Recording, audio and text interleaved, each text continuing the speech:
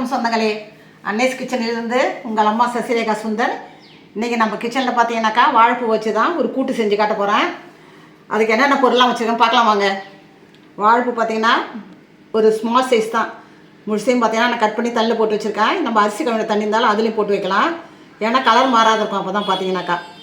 இல்லைனா நம்ம தனியாக தட்டில் வச்சுருந்தோன்னா கருப்பாயிடும் வாழைப்பூ. அதனால் நம்ம சமைக்கிற நேரத்தை அதை கட் பண்ணணும். கட் பண்ணி தண்ணியில் போட்டு வச்சுக்கணும். பருப்புலாம் என்னென்ன வச்சுருக்கோம் பார்க்கலாம் வாங்க. துவரம் பருப்பு 2 டேபிள் ஸ்பூனு, கடலை பருப்பு 2 டேபிள் ஸ்பூனு, முழு உளுந்து 2 டேபிள் ஸ்பூனு, பாசி பருப்பு 2 டேபிள் ஸ்பூனு.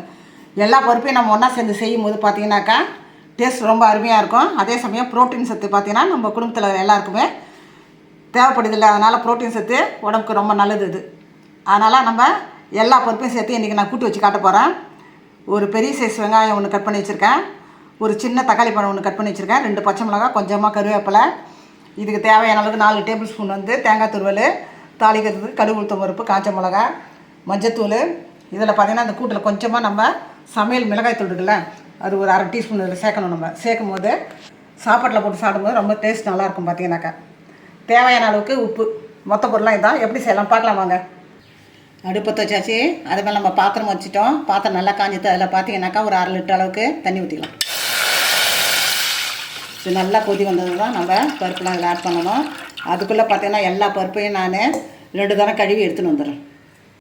தண்ணி நல்லா கொதி வந்துட்டு இப்போ இந்த பருப்பை கழுவின பருப்பை இதில் சேர்த்துக்கலாங்க.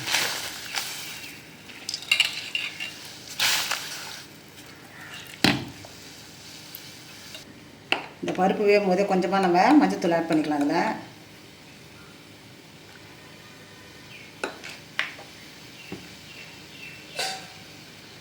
ஒரு 5 நிமிஷம் வேகட்டும். அப்புறம் பார்க்கலாம்.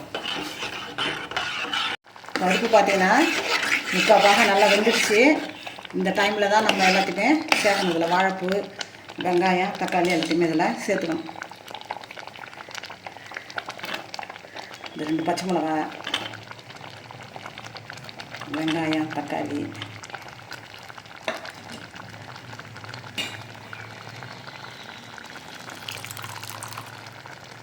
தண்ணியில் போட்டதால் நல்லா கலராக இருக்குது பாருங்க. நம்ம வெளியில் கட் பண்ணி வச்சோன்னா கலர் மாதிரி கருப்பாயிடும். அதனால் இதே மாதிரி தண்ணியில் போட்டு நல்லா புழிஞ்சி இதில் போடணும்.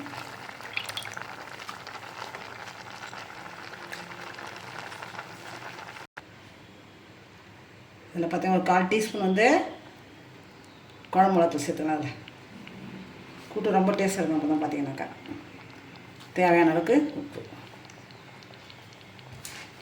இது ரொம்ப கட்டியாக இருக்குது. இந்த காயெல்லாம் பார்த்திங்கன்னா நம்ம வாழைப்பூ, வெங்காயம், தக்காளி இதெல்லாம் வேகிறதுக்கு தண்ணி சேர்த்துக்கலாம். கொஞ்சம் தண்ணி சேர்த்து இப்போ நல்லா ஒரு மீடியம் ஃப்ளேமில் வச்சு 5 நிமிஷத்தில் வேக வச்சு நல்லா வெந்துடுத்துனேன். அப்புறம் தேங்காய் போடணும் அதில். இப்போ பார்த்திங்கன்னா இந்த வாழைப்பூ, வெங்காயம் எல்லாமே நல்லா வெந்துடுச்சு. இப்போ தேங்காய் சேர்த்துக்க வேண்டியதான்.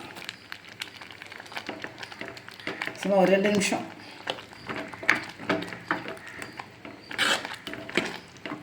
இப்போ ஒரு தாளிப்பு ஒன்று போட்டு வேண்டியதான். இருக்குது தாளிக்கிற கரண்டி வச்சுட்டோம்.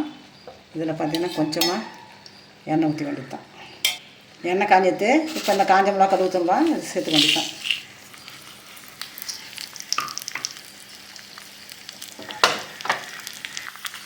இந்த கடுகு நல்லா பொரிஞ்சிட்டு கருவேப்பிலை போட்டாச்சு. இப்போ நம்ம அந்த கூட்டு ஆட் பண்ண வேண்டியதான்.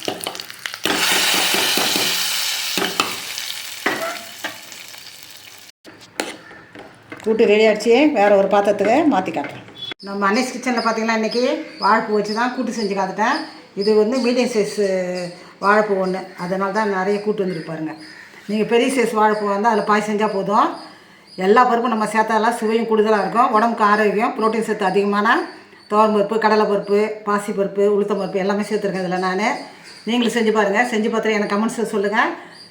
லைக் பண்ணுங்கள், ஷேர் பண்ணுங்கள், கமெண்ட் பண்ணுங்கள். மறக்காமல் என்னுடைய அன்னைஸ் கிச்சனுக்கு சப்ஸ்கிரைப் பண்ணுங்கள். தேங்க்யூ.